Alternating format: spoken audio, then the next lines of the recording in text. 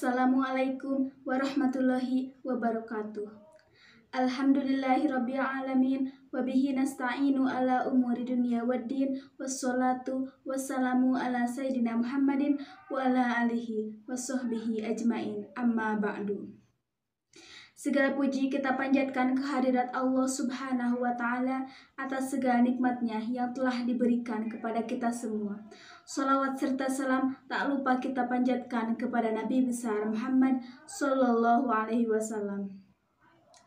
Pada kesempatan ini saya akan menjelaskan tentang hakikat ibadah. Ibadah diambil dari bahasa Arab yang artinya adalah menyembah. Konsep ibadah memiliki makna yang luas yang meliputi seluruh aspek kehidupan, baik sosial, politik, maupun budaya. Ibadah merupakan karakteristik utama dalam sebuah agama, karena pusatnya ajaran agama terletak pada pengabdian seorang hamba pada Tuhannya. Allah Subhanahu wa Ta'ala dengan jelas dalam surah An-Nisa ayat 36 menyatakan, "Dan sembahlah Allah dan janganlah kamu mempersekutukannya dengan sesuatu pun, dan berbuat baiklah kepada dua orang, ibu bapa, karib kerabat, anak-anak yatim, orang-orang miskin, tetangga yang dekat dan tetangga yang jauh, dan teman sejawat, ibnu sabil dan hamba sahayamu. Sungguhnya Allah tidak menyukai orang yang sombong dan membangga-banggakan diri." Ibadah terbagi menjadi dua bagian. Yang pertama, ibadah mahdoh. Ibadah mahdoh adalah ibadah yang khusus berbentuk praktik atau perbuatan yang menghubungkan antara hamba dan Allah melalui cara yang telah ditentukan dan diatur atau dicontohkan Rasulullah SAW. Oleh karena itu, pelaksanaan dan bentuk ibadah ini sangat ketat, yaitu harus sesuai dengan contoh dari Rasulullah seperti sholat, zakat, puasa, dan haji. Yang kedua, ibadah ghairu mahdoh adalah ibadah umum berbentuk hubungan sesama manusia dan manusia dengan alam yang memiliki nilai ibadah. Ibadah ini tidak ditentukan cara dan syarat secara detail, diserahkan kepada manusia sendiri. Islam hanya memberi perintah atau anjuran dan prinsip-prinsip umum saja. Misalnya, menyantuni fakir miskin, mencari nafkah, bertetangga, bernegara, tolong-menolong, dan lain-lain. Fungsi ibadah 1. Mewujudkan hubungan antara hamba dengan Tuhannya. Mewujudkan hubungan antara manusia dengan Tuhannya dapat dilakukan melalui muqarabah dan khudbu. Orang yang beriman dirinya akan selalu merasa diawasi oleh Allah. Ia akan selalu berupaya menyesuaikan segala perilakunya dengan ketentuan Allah Subhanahu wa Ta'ala. Dengan sikap itu, seorang muslim tidak akan melupakan kewajibannya untuk beribadah, bertaubat, serta menyandarkan segala kebutuhannya pada pertolongan Allah Subhanahu wa Ta'ala. Demikianlah ikrar seorang muslim seperti tertera dalam Al-Quran surat Al-Fatihah ayat 5. Hanya Engkaulah yang kami sembah dan hanya kepada Engkaulah kami meminta pertolongan. Atas landasan itulah manusia akan terbebas dari penghambaan terhadap manusia. 2. Mendidik mental dan menjadikan manusia ingatkan kewajibannya. Dengan sikap ini, setiap manusia tidak lupa bahwa ia adalah anggota masyarakat yang mempunyai hak dan kewajiban untuk menerima dan memberi nasihat. Oleh karena itu, banyak ayat Al-Quran ketika berbicara tentang fungsi ibadah menyebutkan juga dampaknya terhadap kehidupan pribadi dan masyarakat. Contohnya, ketika Al-Quran berbicara tentang sholat, ia menjelaskan fungsinya. Bacalah apa yang telah diwahyukan kepadamu, yaitu Al-Quran, dan dirikanlah sholat. Sungguhnya sholat itu mencegah diri dari perbuatan-perbuatan keji dan mungkar. Dan sungguhnya mengingat Allah, sholat adalah lebih besar keutamaannya dari ibadah-ibadah yang lain. Dan Allah mengetahui apa yang kamu kerjakan. Dalam ayat ini, Al-Quran menjelaskan bahwa fungsi sholat adalah mencegah dari perbuatan keji dan mungkar. Perbuatan keji dan mungkar adalah suatu perbuatan merugikan diri sendiri dan orang lain. Maka dengan sholat diharapkan manusia dapat mencegahnya dari perbuatan yang merugikan tersebut.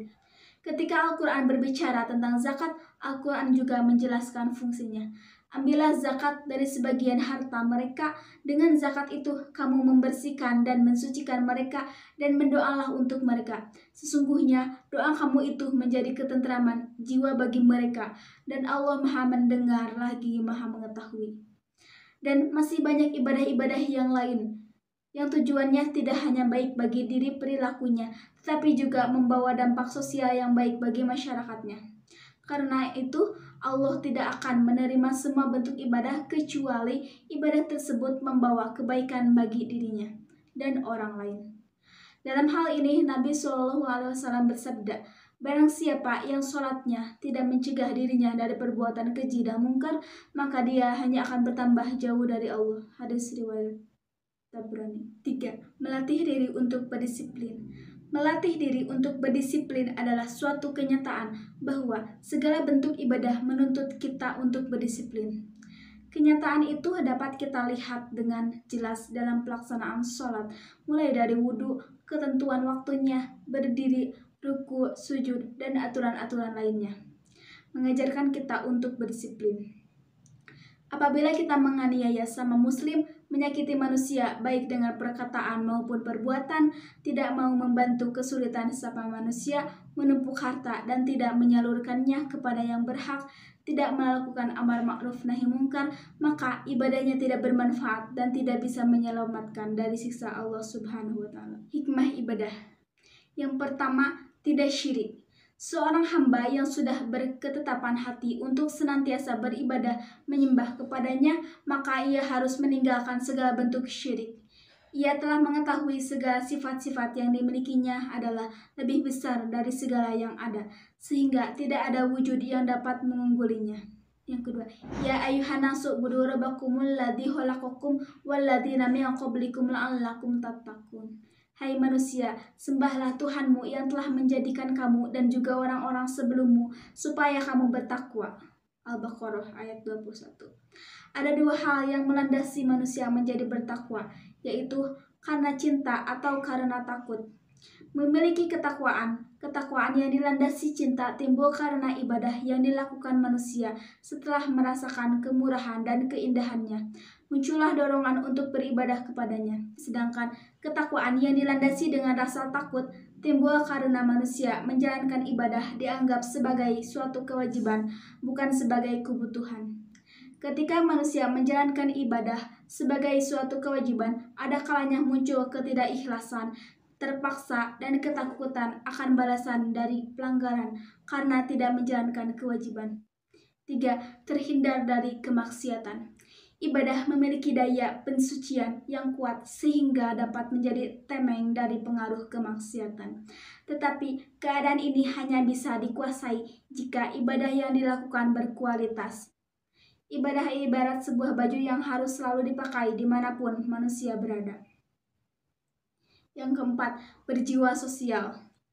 Berjiwa sosial artinya ibadah menjadikan seorang hamba menjadi lebih peka dengan keadaan lingkungan sekitarnya. Karena dia mendapatkan pengalaman langsung dari ibadah yang dikerjakannya. Yang kelima, tidak kikir. Harta yang dimiliki manusia pada dasarnya bukan miliknya, tetapi milik Allah Subhanahu wa Ta'ala yang seharusnya diperuntukkan untuk kemaslahatan umat.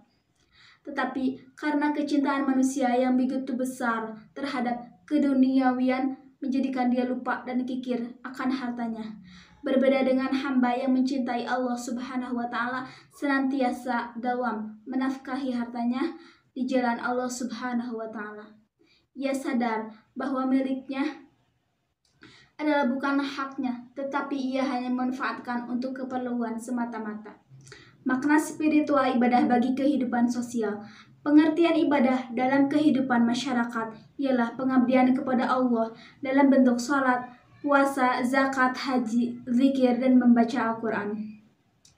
Ini karena kehidupan tidak hanya untuk berurusan dengan hal-hal tersebut, melainkan untuk hal-hal yang menyeluruh, mencakup seluruh aspek yang dibutuhkan manusia, seperti berdagang, bertani, dan bekerja, mencari ilmu, dan sebagainya, guna mempertahankan dan mengembangkan kehidupan itu sendiri.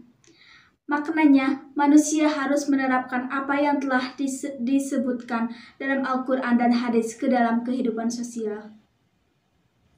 Sekian dan terima kasih. Wabillahi taufiq wal hidayah. Wassalamualaikum warahmatullahi wabarakatuh.